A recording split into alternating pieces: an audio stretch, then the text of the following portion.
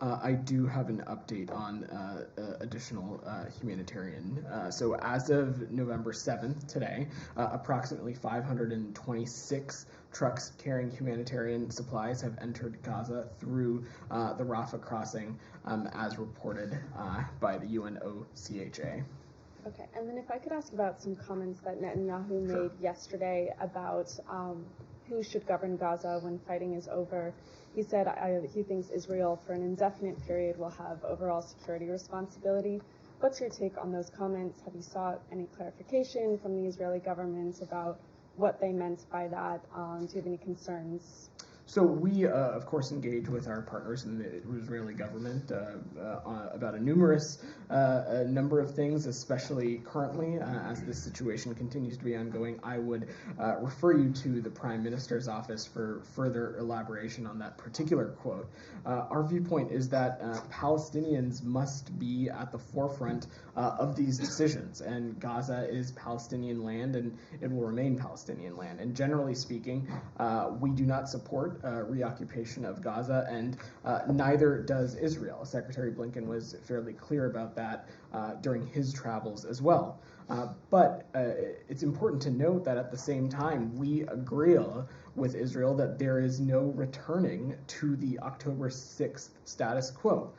Israel and the region must be secure, and Gaza should and can no longer be a base from which to launch terror attacks against the people of Israel or anyone else. And so we're working with partners on various scenarios, on interim governance, on security parameters, on security situations in Gaza for once this crisis recedes, but I'm not going to get ahead of that process. We'll get into it from here. Have you been in touch with his office since his comments came out? As I said, we are engaging with our partners in Israel around the clock on a number of issues. I'm just not going to get into the specifics of the day-to-day diplomacy.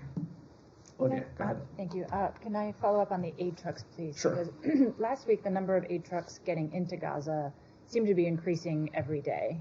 And since the crossing closed for a time over the weekend, it seems like there's been a significant curtailment both in people coming out and aid going in. The administration has voiced its frustration with the amount of aid going in as being insufficient. So can you provide us any insight into what the slowdown of the delivery of aid is attributable to? Well, on the first, to take a step back on the issue of basic math, the number that I'm providing today is an increase from the number that I provided yesterday that was reflective of the total since November 6th. Broadly, though, there are a number of issues at play here, primarily being this is not a crossing that the United States controls. We are engaged directly in diplomacy with our partners in Israel, with our partners in Egypt, to ensure that aid can flow. We are working appropriately with the Israelis to develop inspection mechanisms that would allow trucks to move into Gaza quickly while still undergoing full inspection.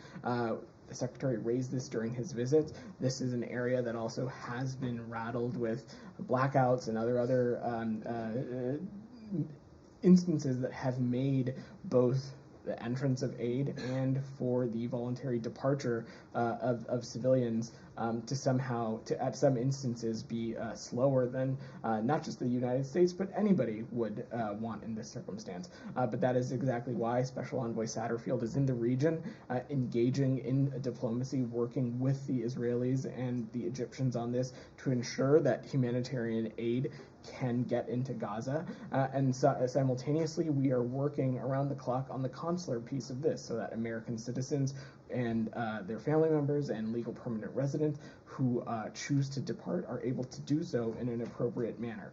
Of course, no one is trying to indicate that the rate and the clip at which these have been happening have been satisfactory. We think more aid needs to be getting in. We've been very clear about that. We think American citizens who are interested in departing need to be able to do so swiftly, and we're working around the clock to ensure that. Okay, and acknowledging that it is an increase of 50 that you're citing today, the goal had been 100 trucks while still recognizing that number was insufficient. Is 100 trucks a day still the goal? I'm not going to put a specific metric on it. Our goal at this point is doing everything we can to ensure that Rafah opens at appropriate intervals to allow for the influx of humanitarian aid into Gaza, as well as for the safe departure of American citizens, LPRs, and eligible family members. If I may, one question Sure. on hostages. Yeah. So U.S. officials have said that the hostage releases that we've seen to date were sort of pilot cases to see if the pause for release system could work.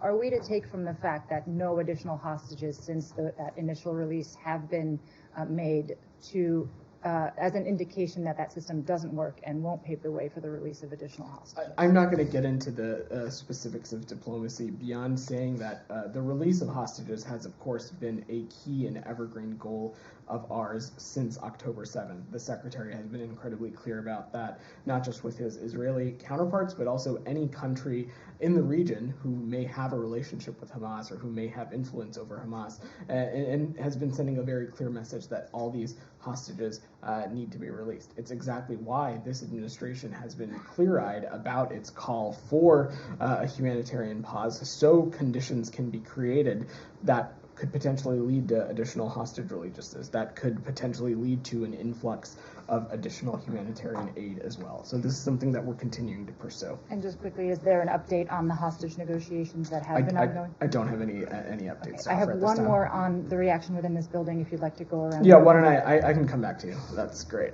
Jaleel, go ahead. Thank you very much, Mr. Patel.